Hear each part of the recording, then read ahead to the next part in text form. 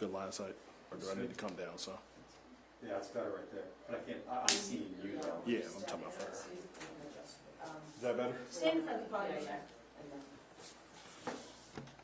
That works, I think. Is that good? What do you think? Fan over just a little Yeah, bit. get a little bit. Right there. Like see her comes up a little bit. All right. Cool. Let me go get her.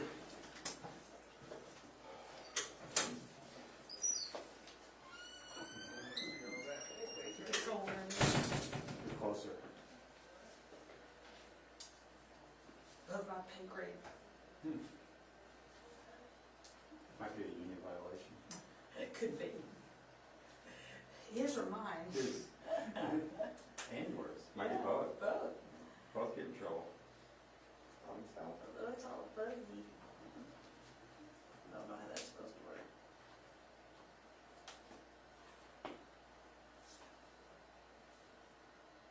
That's cheap, blurry.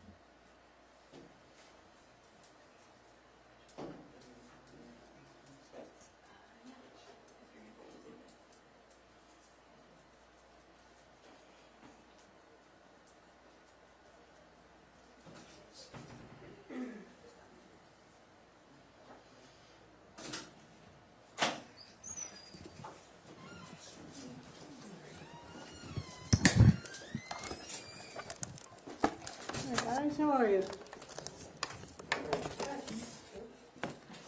First of all, I have to move some of your mics.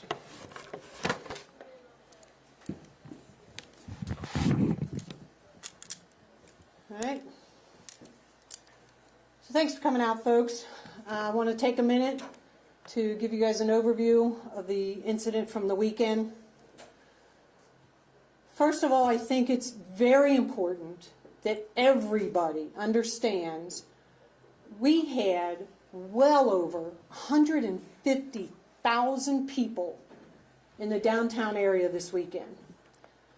We had a major Big Three basketball tournament at the arena. We had a Reds game with large crowds. And we had the Cincinnati Music Festival. Wonderful, wonderful events for this city and all the people who attended it. Unfortunately, we had one incident late Friday night into Saturday morning that is getting all the attention and undoing the good stuff that happened this weekend. That's the incident that you're well aware of that occurred at 4th and Elm. I, like many, woke up Saturday morning to the video. The incident occurred. We got our first call at 3:06 a.m. First officers were on the scene at 3:12 a.m. Based on the body cam footage that I've watched, that response time is completely acceptable because the downtown area still had traffic congestion from all of the events. Upon arrival, the fight was over with.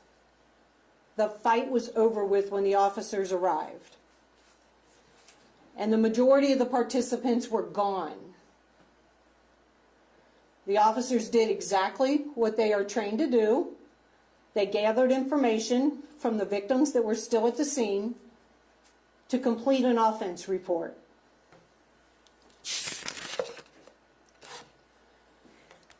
I will tell you, at this time, we have victims and suspects identified, and we have charged 5 people in this offense. I'm not going to release that information to you. I will say, if individuals were down there and participated in this event, it would be in their best interest to come turn themselves in at one of our police districts. We have 5 we have charged and anticipate more. Let me be clear. Anyone who put their hands on another individual during this incident in an attempt to cause harm will face consequences. I don't care which side of the incident or the fight they were on. If they place their hands on somebody in an attempt to cause harm, that is unacceptable. This is still an open investigation, and all potential charges are being investigated for everyone involved. All investigative tools and techniques are on the table, including, were some of these individuals overserved at some local establishments? It is clear to us that alcohol played a part, a significant part, in this incident. I want to thank every citizen who has come forward and provided us with information. Some of those tips have led to the charges being signed. However, for us to have 100 or so people down there involved in and or watching this event, recording with their cell phones, and for us to get only 1 phone call of this incident is unacceptable in this city. 1 person did the right thing and called 911. Another point I want to make about this, you have heard me for over a year now talk about holding our juveniles in this city accountable for their behavior and trying to hold their parents accountable for knowing how their kids are behaving. What should we expect from our youth if this is the kind of adult behavior that is setting an example for them? That is unacceptable by the adults in our community. Unacceptable. Another topic I want to cover real quick. Social media and journalism and the role it plays in this incident. And yes, guys, that's you. That is you. Social media, the post that we've seen, does not depict the entire incident. That is one version of what occurred. At times, social media and mainstream media and their commentaries are a misrepresentation of the circumstances surrounding any given event. What that does, that causes us some difficulties in thoroughly investigating the activity and enforcing the law. Because what happens, that social media post and your coverage of it distorts the content of what actually happened. And it makes our job more difficult. My absolute gratitude for the investigators who came in on Saturday as soon as this video was posted and rolled their sleeves up and got to work. They have done an amazing amount of work in a short period of time. I want to look to the men and women. If you can see me or hear me now, I want to say thank you to the men and women of CPD. You made this weekend, outside of this one incident, an amazing success for this city.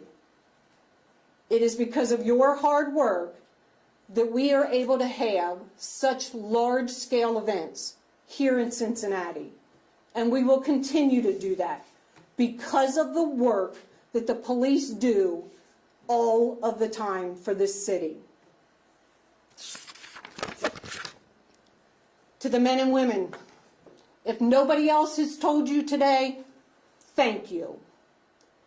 Thank you for stepping up no matter what is being said about our city, our leadership, our department, I say thank you to every man and woman, civilian and sworn, on this department. Your work does not go unnoticed. Thank you. Chief, did anyone go to the hospital? If so, how many people went to the hospital and what are their conditions? I don't know if they went to the hospital after. I know that when the officers who arrived on the scene, based on the body cam footage that I have watched, that all of the victims were still on the scene. And they appeared to be as well as could possibly be expected. Chief, I've talked to a lot of people. Some are angry that this incident happened. Others, frankly, are scared to go downtown given the picture that this paints for the area. What message do you have for those folks? I think what they should be angry about is nobody called the police. Nobody got us there as quickly as we could get there. They waited until they saw it on social media. Now everybody's concerned about what's going on. That is, hold on, you asked a question, let me answer. That is unacceptable, to not call the police when you view this. Traffic was horrendous. People saw this, they were fighting in front of traffic. Why didn't somebody call us? As to the part of your question about people not wanting to go downtown, I will still take my family downtown. I will patronize restaurants downtown. I will go to events downtown. What people need to realize, what adults need to realize, you need to be mindful of your alcohol consumption. A lot of times when we, the police, get involved in incidents like this, it's because of alcohol. So I will go downtown, I will patronize, I will encourage my family members to go downtown and patronize. What I won't do is tell them to overconsume alcohol, and I would not encourage them to be downtown when all the bars are letting out at 3 o'clock in the morning. And on the note of social media, it has been several days since this incident happened.